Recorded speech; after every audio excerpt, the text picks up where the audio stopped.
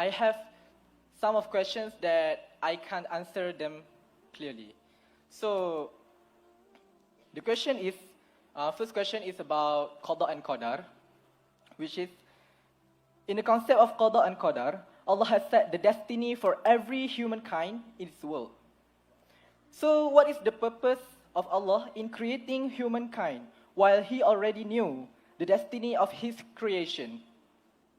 For an example, if Allah has said that a person will not be a Muslim until he died, and then at the end of the day he will go to the hell. So the question, he said, so where is the justice of Allah if Allah has not set him to be a Muslim in this world?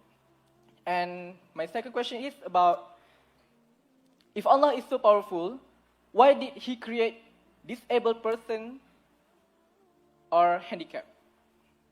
Thank you.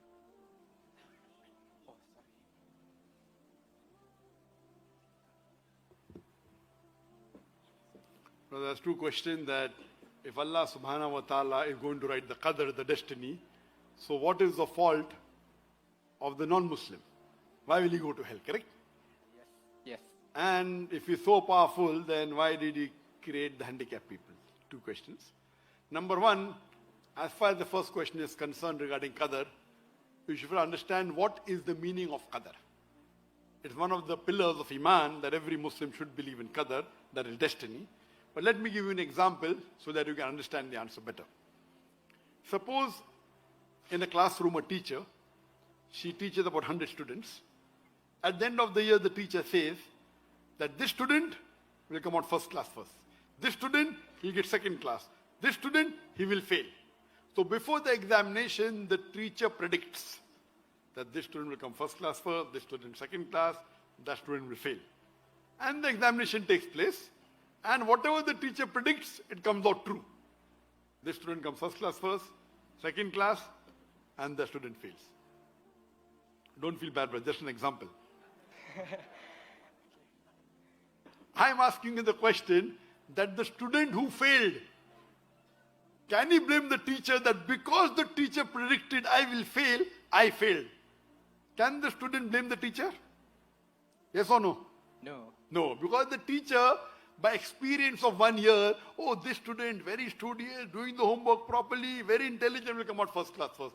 This student, alhamdulillah, average, second class. This student, playing hooky, seeing movies, not coming to class, bunking, fail.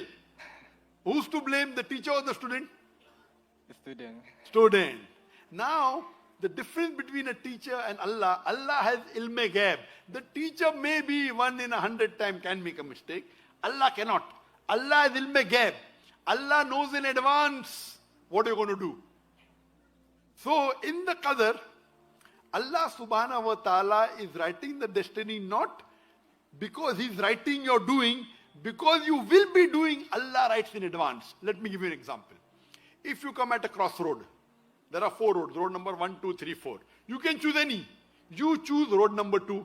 Now Allah knows in advance. On the 7th of August, when you come at a crossroad, you'll have 4 options, road number 1, 2, 3. You will choose road number 2. So Allah is ilm ghaib.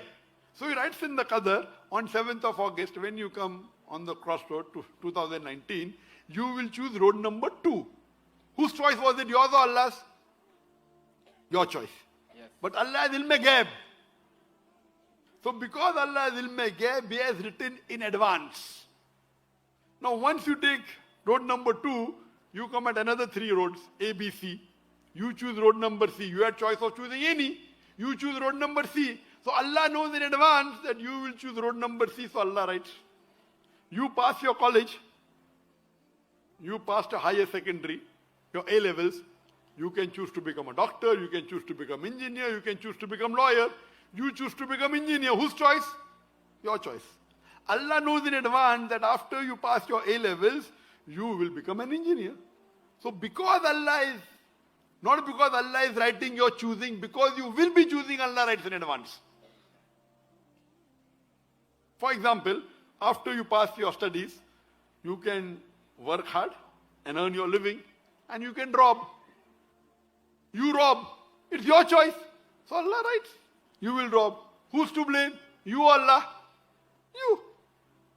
Therefore, Allama Iqbal, he says in one of the shairi in Urdu, खुदी को कर इतना बुलंद किया तकदीर के पहले खुदा बंदे से खुद पूछे बता तेरी रजा क्या है. Which means, oh, mashallah. Oh, people understand Urdu, huh?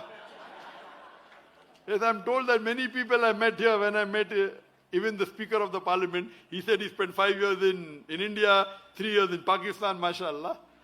So the meaning of this is that Allama Iqbal, who was a great thinker, mashallah, he says in his couplet that make yourself so great. Khudi ko kar itna buland. Make yourself so great that before Allah writes the destiny, Allah will ask you what is your desire. So here we come to know that Allah has fixed certain things. Like as I said in my talk, Allah has fixed the risk. That you will get 100,000 ringgit in August 2019. Now you have a choice. Either you rob 100,000 ringgit or you work hard and you earn it. Choice is yours. So you rob 100,000 ringgit. Who's to blame? You, Allah. Allah wrote, you will get 100,000 ringgit fixed. But giving you the choice, you can work hard, you can do consultancy, or you can rob. You choose to rob. Who's to blame? No man. So Allah has given you a freedom. You make the choice. So you can't blame Allah. Otherwise, if you murder, who's to blame? Allah wrote in the Taqdeer, I will do murder, I murdered. Allah is to blame. Allah wrote in the Taqdeer that you had a choice of hard work or robbing. You robbed. You had a choice of doing good deed or murdering. You murdered. So the person who did the act, he's to blame. You may ask the question that if Allah knows everything, then why did He let us come in this world? If Allah knew everything, why didn't He put us direct in hell and heaven? Very good question. Imagine the teacher says, okay, no examination, first class first, just pass, fail. The person who gets first class first won't object. The person who failed, how do you know I'll fail? So Allah knows, but you don't know. So all this is not for Allah. Allah already knows the moment you're born. Allah says in the Quran in Surah Fatir chapter 35, the destiny is born. Allah knows. But on the day of judgment you will say, what proof? So Allah says, your eye will be a witness against you. Your organ will be witness against you. Your hand will be witness. You will have no doubt. You know, today you have all these gadgets. Allah doesn't require that. Allah already knew before. You know, we have Facebook. On the day of judgment, everything clear. It will be so crystal clear. You did the mistake, you did this sin, you did this zina, you did this good work. Very clear. So on the day of judgment, no one, no kafir, no unbeliever will object to Allah's justice. They will not say you are unjust. What will they say? Give us one more chance. Allah will say too late. Because if Allah wants to have a new test, He'll have to bring us back again, correct? So now we've already gone to Jannah. Why would we want to come back again? Coming to your last question. That if Allah is so powerful, why does He create handicapped people?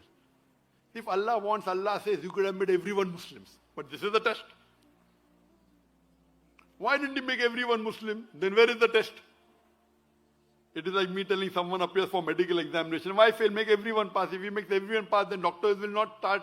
They will not treat the patient. They will kill the patients. Why is Allah so powerful? Why is He creating handicap? See, Allah puts different people in different situations. The examination paper keeps on differing. Now, if Allah wants, He can make everyone healthy, but where is the test? Allah says in Surah Mulk, chapter number 16, verse number 2, Alladhi khalaqal mauta wal hayata. It's Allah who has created death and life to test which of you is good in deeds. So He's creating handicapped person. He is masoom. In other religion, oh, you did a sin previous life, this life punishment. No. Every child is born masoom. He's created handicap. Why? He's testing the parents. Maybe the parents are very good Muslim, praying 5 times a day, give zakat, gone for Hajj. Maybe Allah wants to give them higher level.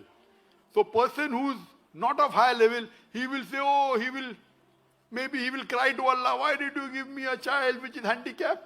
A person who's a believer, what will he say? Alhamdulillah. Don't be sad. What do you say? Thank you. Alhamdulillah. At least I got a child.